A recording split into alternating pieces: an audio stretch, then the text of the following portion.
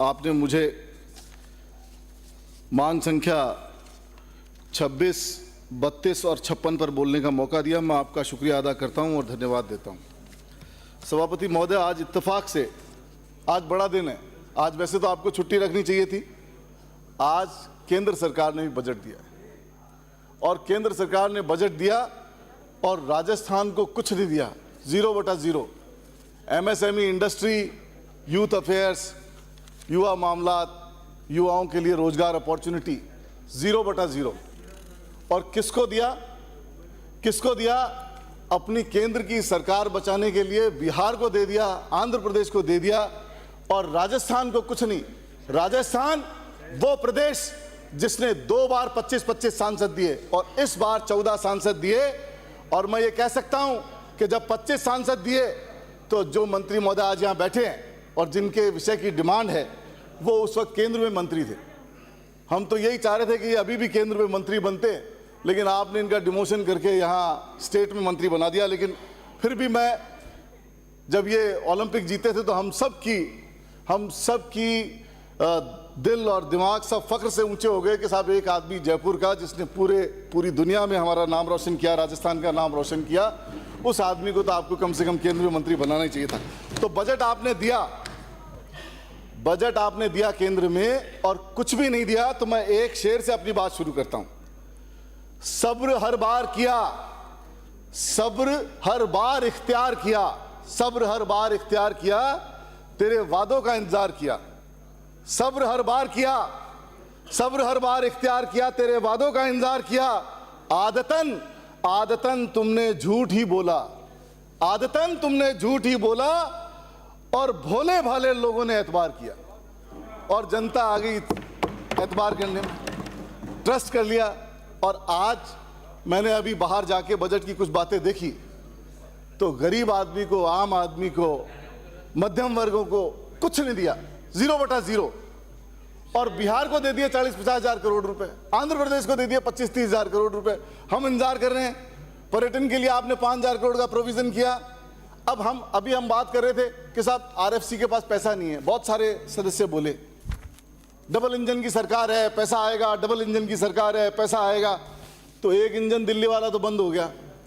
अब कैसे बोले, हम कैसे बोलें कि आप RFC को पैसा दो, आप रिको को पैसा दो? हम तो बोलते हुए शर्मिंदा हो रहे हैं क्योंकि बजट में कोई प्रोविजन नहीं है। तो बहरहाल मैं इंडस्ट्री पे अपनी बात करना चाहता हूं। मैं इंडस्ट्री पे अपनी बात करना चाहता हूं। माननीय सदस्य, और आपने बजट में, मंत्री जी इधर पहुंचवा दी, यहाँ कॉपी कर, वो टेबल करना चाह रही है, इधर भी कर। आपने हर जिले को एक प्रोडक्ट के लिए आपने कहा कि भी हम हर जिले से एक प्रोडक्ट को लेंगे और उसका डेवलपमेंट करेंगे। मैं आपके माध्यम से कहना चाहता हूं सभापति महोदय कि जयपुर एक प्रोडक्ट की जगह नहीं है, जयपुर मल्टी प्रोडक्ट की जगह है और जयपुर कुटीर उद्योगों की नगरी है। और आज से नहीं है, आजादी के पहले से है। आजादी से पहले से जयपुर के अंदर बहुत सारे व्यवसाय पनपे हुए थे। और मैं ये कह सकता हूं गारमेंट उद्योग में आज जयपुर के अंदर अगर सबसे बड़ा एम्प्लॉयमेंट जनरेशन किसी में होता है तो मंत्री महोदय गारमेंट एक्सपोर्ट्स इंडस्ट्री में होता है। हजार लोग, 1500 लोग, 2,000, 5,000 लोग एक फैक्ट्री में काम करते हैं। और हमने प्रोविजन किया, हम कह रहे हैं कि अपैरल पार्क बनाएंगे, हम अपैरल के लिए पॉलिसी लेके आएंगे। लेकिन 8 महीने हो गए, कोई जिक्र नहीं है, किसी बात का कोई जिक्र नहीं है अभी तक। कब लाओगे, कब अपैरल इंडस्ट्री को प्रमोट करोगे और क्या रूपरेखा आपने बनाई है? आप जब भी जवाब देवें तो इस बात का जवाब जरूर देवें, क्योंकि आपने कहा है कि हम अपैरल इंडस्ट्री को प्रमोट करेंगे।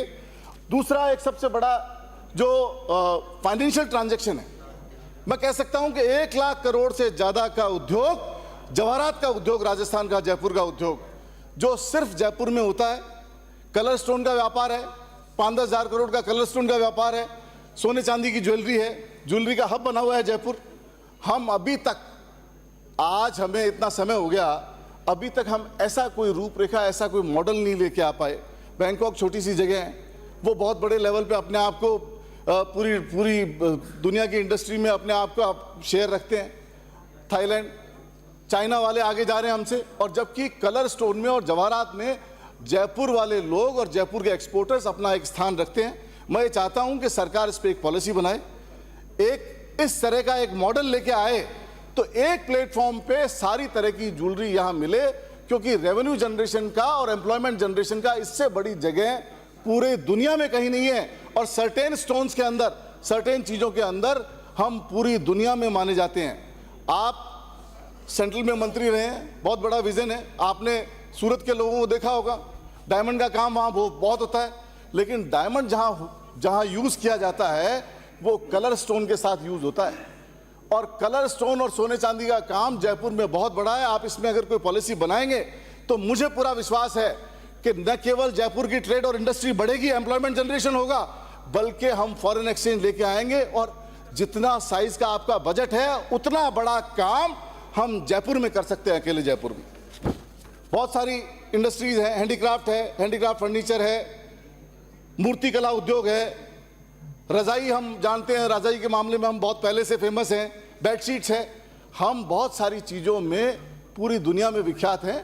तो आप एक पॉलिसी ऐसी लेके आओ जिससे पूरी इंडस्ट्री प्रोटेक्ट हो, इंडस्ट्री की ग्रोथ हो और एम्प्लॉयमेंट जनरेशन हो। आप जो ये बातें करते हो कि हम 2 करोड़ को रोजगार देंगे, 4 करोड़ को देंगे, 4 लाख को दे देंगे, कुछ नहीं कर पाओगे आप।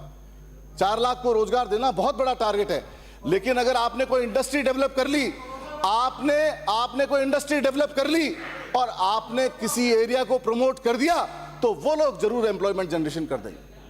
वो लोग एम्प्लॉयमेंट जनरेशन कर देंगे। तो हमें सामूहिक प्रयास करके टारगेट करना चाहिए कि हम इंडस्ट्री को यहाँ डेवलप करें, ताकि जो पूरी दुनिया से लोग आते हैं वो जयपुर में आए। जयपुर का बरसों से भरोसा है लोगों के अंदर। अगर हम इसको डेवलप कर लेंगे तो न केवल रेवेन्यू जनरेशन बल्कि एम्प्लॉयमेंट जनरेशन में भी हम आगे जाएंगे।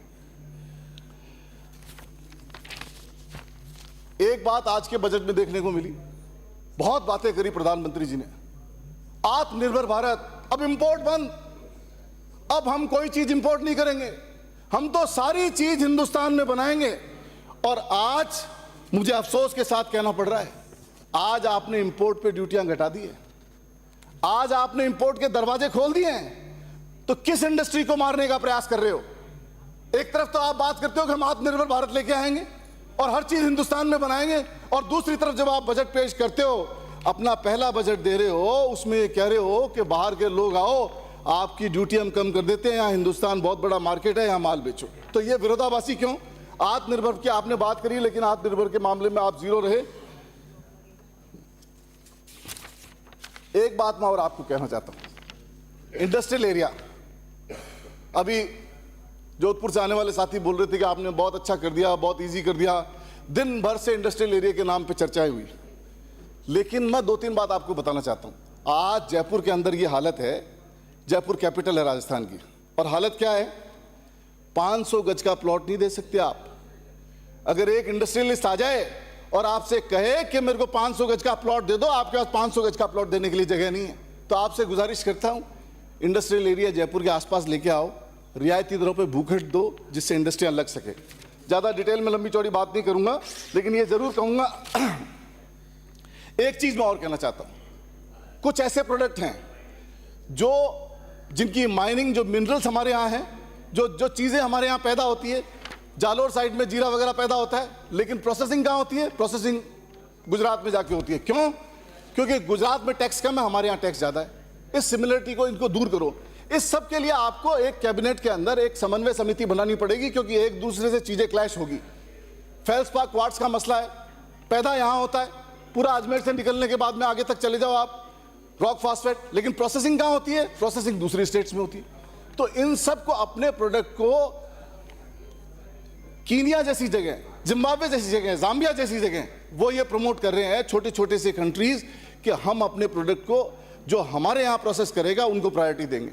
तो आपके यहाँ बहुत सारी चीजें हो रही है, तो प्रोसेस भी यहाँ हो, उनकी इंडस्ट्री यहाँ डेवलप हो, दूसरी स्टेट को क्यों फायदा मिले? एम्प्लॉयमेंट जनरेशन भी होगा, रेवेन्यू भी आएगी। तो ये मैं आपसे कहना चाहता हूँ। रिको का 2-3 बातें सबने कही, जोटवाड़ा के प्लॉट्स के रिलेटेड, छोटे प्लॉट से रिलेटेड। मैं भी एक बात सबमिट करना चाहता हूँ। कुछ इंडस्ट्रियल एरियाज ऐसे हैं जयपुर के अंदर जो टाउनशिप के अंदर आ गए, शहर के अंदर आ गए, शहरीकरण हो गया उनका, उनको डी नोटिफाई करवाओ, सरकार से बात करो और उनके एवज में दूसरे नए इंडस्ट्रियल एरिया डेवलप करो। ताकि उन एरियाओं का यूज भी हो सके और उन सब बातों का फायदा भी लिया जा सके। एक बात मैं और आपको कहना चाहता हूं कि पिछली सरकार के समय मेजर ध्यानचंद योजना थी। मेजर ध्यानचंद योजना में हमने स्टेडियम दिए और ये प्रोविजन था कि विधायक अपने कोटे से जितने पैसे देगा उतने पैसे सरकार देगी। बहुत अच्छी स्कीम थी, इसको क्यों बंद कर दिया आपने? और मेरी विधानसभा में मैंने 1 करोड़ रुपए दिए हुए हैं, उसको तो पूरी करवा दो। जब 1 करोड़ रुपए दिए हुए हैं, सरकार के 1 करोड़ रुपए मंजूर है, मैं तो कहता हूं कि पूरे राजस्थान में कराओ इसको। बहुत अच्छी स्कीम है, हर विधायक करना चाहता है, आपके यहां के भी करना चाहते हैं और हम भी करना चाहते हैं। तो अगर ये एक अच्छी स्कीम है तो हम सबको मिलकर अडॉप्ट करनी चाहिए। अभी हर सब जना आपसे डिमांड करे, उसकी बजाय आप इसी स्कीम को लागू कर दो। आपको ध्यानचंद अच्छा नाम नहीं लगता, नाम कुछ और रख दो, लेकिन चालू तो रखो उसको, स्कीम को। दूसरी एक बात मैं और कहना चाहता हूं, ये आपने इसमें कहा कि जयपुर में हम रेजिडेंशियल वो लेके आएंगे गर्ल्स। जी, मैं सिर्फ इसलिए आपको इंटरप्ट कर रहा हूं, मेजर ध्यानचंद का नाम तो हमें बहुत प्रिय है। हमने तो राजीव गांधी खेल रत्न को चेंज करके मेजर ध्यानचंद रखा है। मेजर ध्यानचंद योजना, स्टेडियम योजना हम लेके आए हैं, आप नहीं लेके आए हो। दूसरी बात, और मेजर ध्यानचंद नाम स्टेडियम कोई भी रख दो, एक मिनट, चालू कर देना आप। एक मिनट, वो चालू ही है, वो चालू ही है, गलतफहमी है। चालू नहीं है, वो चालू नहीं है। और अगर चालू है तो आप आश्वासन दे दो। जब खेल चालू मंत्री, नहीं है, जब खेल चालू मंत्री नहीं है, मैं 1 करोड़ रुपए दे चुका हूं, अभी तक सैंक्शन नहीं हो रही। आपकी सरकार में रुका होगा। अब तो 8 महीने से आपकी सरकार है, हुक्म समाप्त करें। 8 महीने से आपकी सरकार है, मैंने तो पैसा मेरे कार्यकाल में दे दिया। एक चीज मैं और कहना चाहता हूं, आपने ये कहा जब फरवरी में बजट दिया, साथ ही जयपुर, भरतपुर, उदयपुर में बालिकाओं के लिए रेजिडेंशियल स्पोर्ट इंस्टीट्यूट बनाए जाएंगे। कब बनाए जाएंगे? 8 महीने हो गए, कहां बनाओगे? बनाओगे कि नहीं बनाओगे? ये आपका घोषणा पत्र है, ये आपका बजट है। तो खाली घोषणाओं के लिए बातें मत करो, काम करने के लिए धरातल पे बातें करो, उनका एग्जीक्यूशन करो, उनका उद्घाटन करो, इंप्लीमेंट करो। ये मैं आपसे कहना चाहता हूं। और एक लास्ट, मेघवाल जी, आपने मुझे बोलने का मौका दिया, आपका बहुत शुक्रिया, बहुत धन्यवाद।